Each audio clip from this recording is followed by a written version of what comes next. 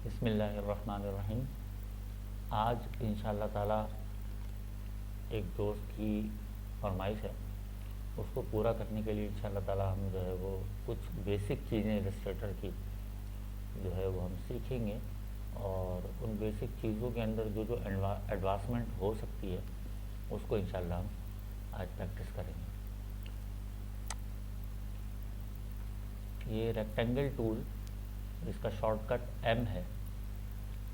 ये इस हवाले से कुछ सवाल हैं और कुछ स्ट्रोक के हवाले से सवाल हैं। एक तो तरीक़ेकार हर सॉफ्टवेयर की तरह इलस्ट्रेटर में भी ऐसे है जैसे हर सॉफ्टवेयर में बॉक्स बनता है, और दूसरा एक तरीक़ेकार ये है कि आप ये टूल लें और उसके बाद आप यहाँ पे सिंपली क्लिक करें तो ये आपसे रेक्टेंगल की विड्थ और हाइट पूछेगा, जो अभी इसका यूनिट है पॉइंट में।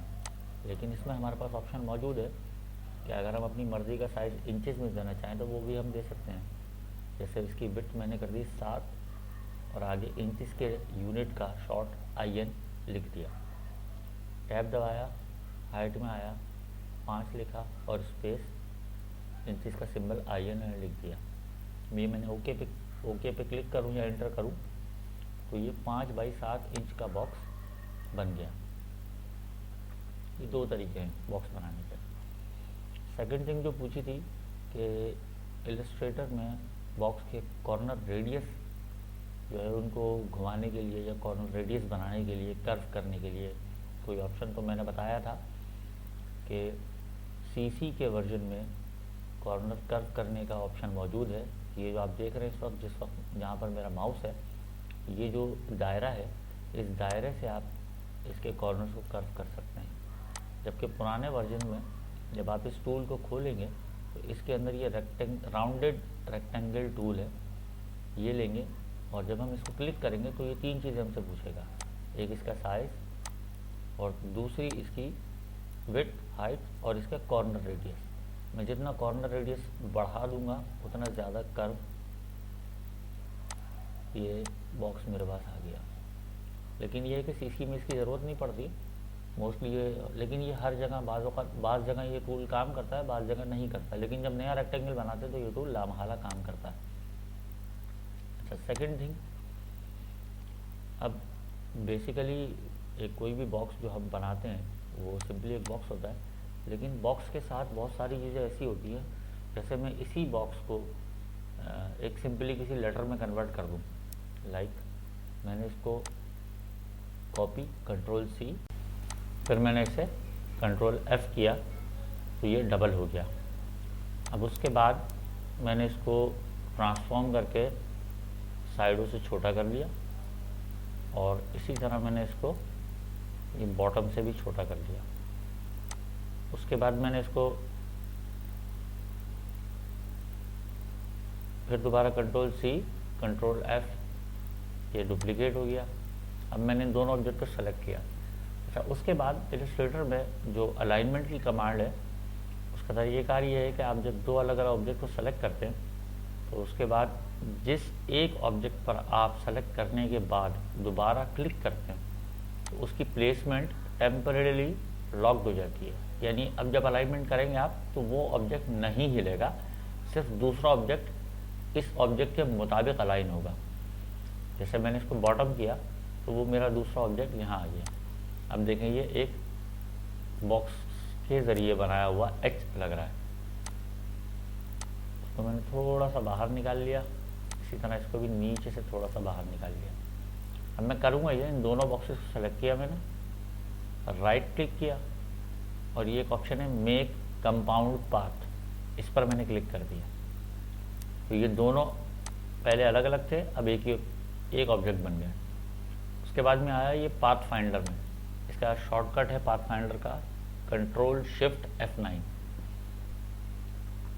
पाथ फाइंडर में आया और पाथ फाइंडर में शेप मोड के अंदर मैंने दूसरा ऑप्शन -फ्रंट, यानी जो फ्रंट के ऊपर यानी टॉप के ऊपर जो ऑब्जेक्ट आपकी रखा हुआ होगा उस ऑब्जेक्ट की जो शेप है उसको बॉटम वाले ऑब्जेक्ट में से ये माइनस कर देगा। जैसे ही मैं क्लिक करूँगा ये 2 मेरे बॉक्सेज हैं ये गायब हो जाएंगे और इनकी जो शेप है ये पिछले ऑब्जेक्ट में से एक तरह से कट जाएगी।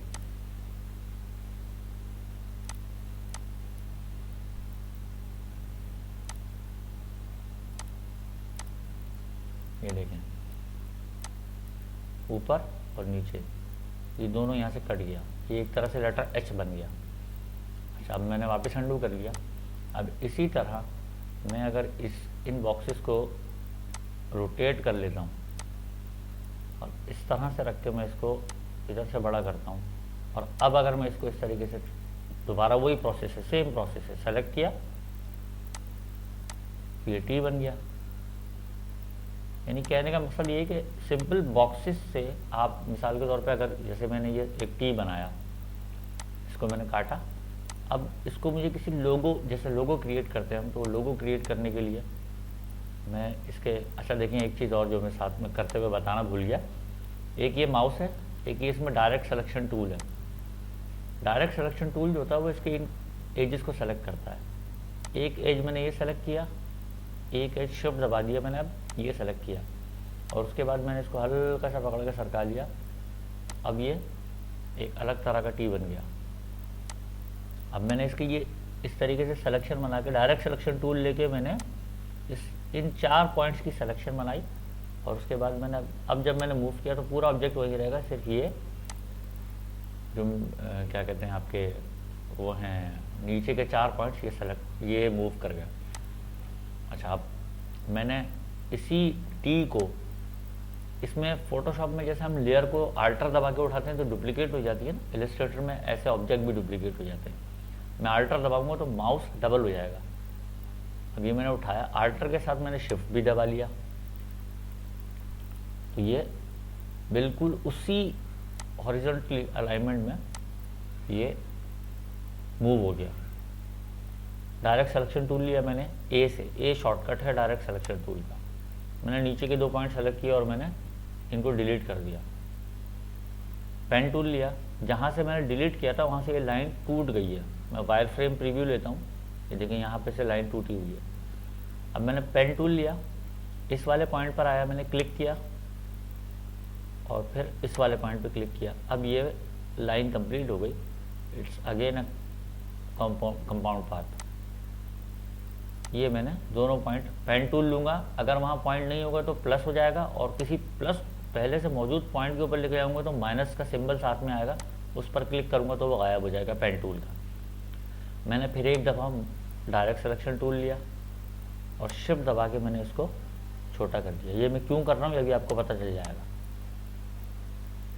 इसको मैं ट्रांसफॉर्म करके थोड़ा सा बड़ा करूँगा, उस टी की हाइट से थोड़ा सा बाहर निकाल दूँगा।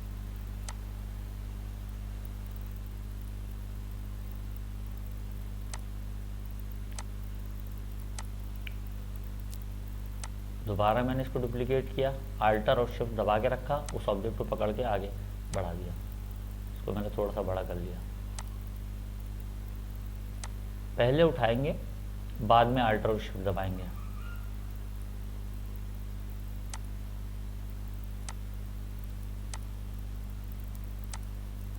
इन तीनों को मैंने सेलेक्ट किया,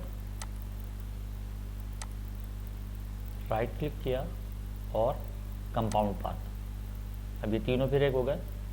अच्छा, जैसे फोटोशॉप में लेयर टॉप पर आती है, कंट्रोल शिफ्ट और एक तो आपके 9 और 0 पर ब्रैकेट होते हैं, दूसरे जो ब्रैकेट बने हुए होते हैं जहाँ बैक स्पेस और बार और बाइक का बटन होता है, वहाँ पर 2 ब्रैकेट बने होते हैं। तो उनमें से फोटोशॉप में लेयर जो होती है, जो ब्रैकेट ओपन होता है उससे बॉटम की तरफ जाती हैं, और जो ब्रैकेट क्लोज होता है उससे लेयर्स ऊपर की तरफ आती हैं।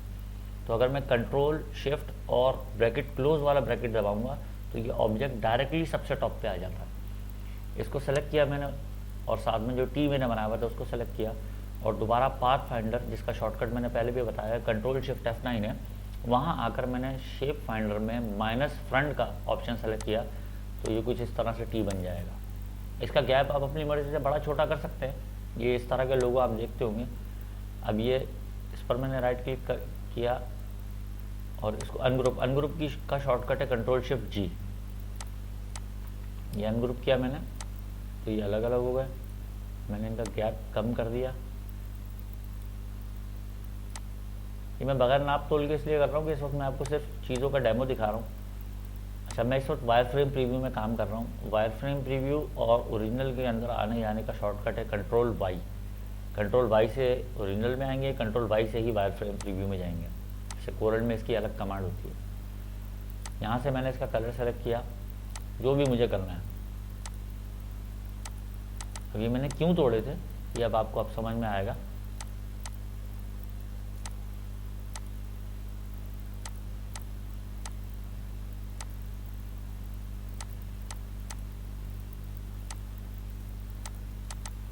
लाइक दिस, एक सिंपल सा टी का लोगो। ये तो हो गया बॉक्सेस का गेम ओवर। अब आते हैं लाइन की तरफ। एक साथी ने सवाल किया था मुझसे मेरे व्हाट्सएप ग्रुप में कि आउटलाइन की का तरीक़ेकार क्या है। तो एक तो ये इसका आउटलाइन का पैनल यहाँ पे आता है स्ट्रोक के नाम से। दूसरा ऑप्शन है इसका, यहाँ से विंडो में आए और यहाँ से आपने स्ट्रोक सेलेक्ट कर लिया, जिसका शॉर्टकट भी ये बता रहा है कंट्रोल F10। मैंने क्लिक किया, ये पैनल खुल गया सामने मेरे। इस वक्त इसको कोई आउटलाइन ना कलर है ना फिल है, तो यहाँ पे आउटलाइन भी कुछ शो नहीं कर रहा। मैंने यहाँ से इसका आउटलाइन साइज सेलेक्ट कर लिया, सपोज 9 क्यों किया इसकी भी वजह है। इसके जो एजेस हैं वो आमतौर पर होता क्या है, जब हम करते हैं तो ये नोक बनती है। ये खासकर हमें जब परेशान करता है जब हम कोई टेक्स्ट लिखते हैं। जैसे मैंने नाम लिखा, अब इसको जब मैं स्ट्रोक दूंगा तो होगा ये कि इसके अंदर नोक बन जाएंगी। जैसे मैंने इसको फिल किया येलो, सॉरी एक कलर मैंने इसमें सेलेक्ट किया रेड। अब मैं इसकी आउटलाइन ले रहा हूँ ब्लैक। ये थोड़ी सी ना अजीब सी बनती है, मतलब ये जैसे यहाँ पे ये इसके ये एजेस अजीब बन रहे हैं, कहीं कुछ बन रहा है कहीं कुछ बन रहा है। मैं अगर आउटलाइन को बढ़ाऊँगा तो ये थोड़ा सा बेहंगम होता है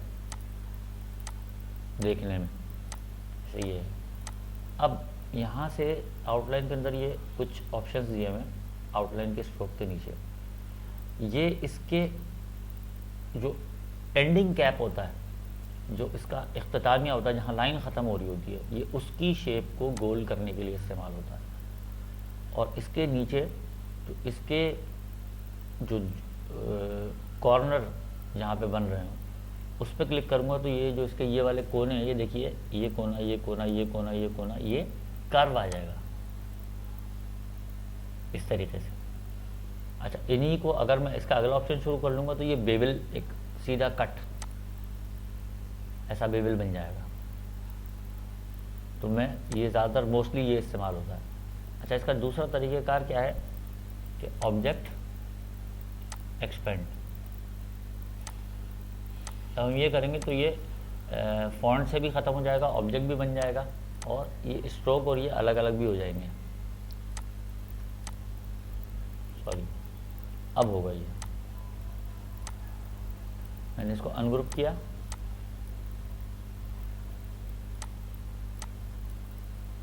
ये आर अलग आ गया। अब मैंने इसको वही टॉप ऑब्जेक्ट बनाया,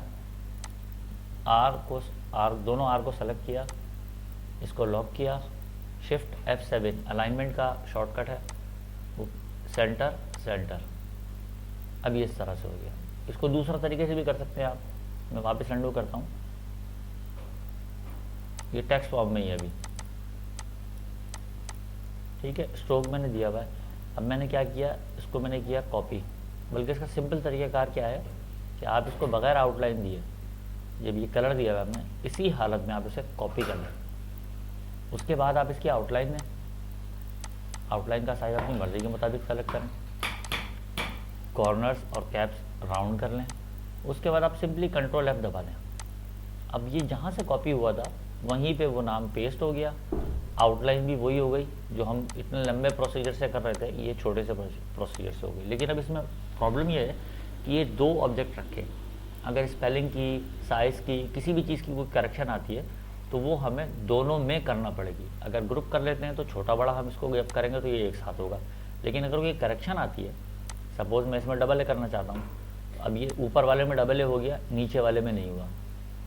तो इसका तरीक़ेकार ये है, देखिए काम करने के कई तरीके होते हैं, आपको जिसमें सहूलत हो वो करें। एक तरीक़ेकार इसका ये है कि आप इसको हटा के रख लें, ऊपर आके टाइप करें, इसमें डबल ए कर दें, उसके बाद दोनों को वंस अगेन दोनों को सेलेक्ट किया, इसको लॉक किया, alignment tool shift F7, centre centre. ठीक है, एक तरीका ये हो गया। दूसरा तरीक़ाकार क्या है कि ऊपर वाले ऑब्जेक्ट में तो हमने डबल क्लिक करके सिंपली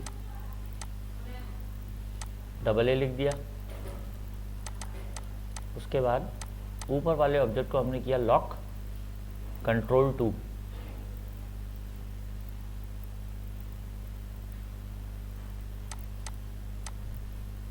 अब ऊपर वाला ऑब्जेक्ट सेलेक्ट ही नहीं होगा, सिर्फ नीचे वाला ऑब्जेक्ट सेलेक्ट होगा।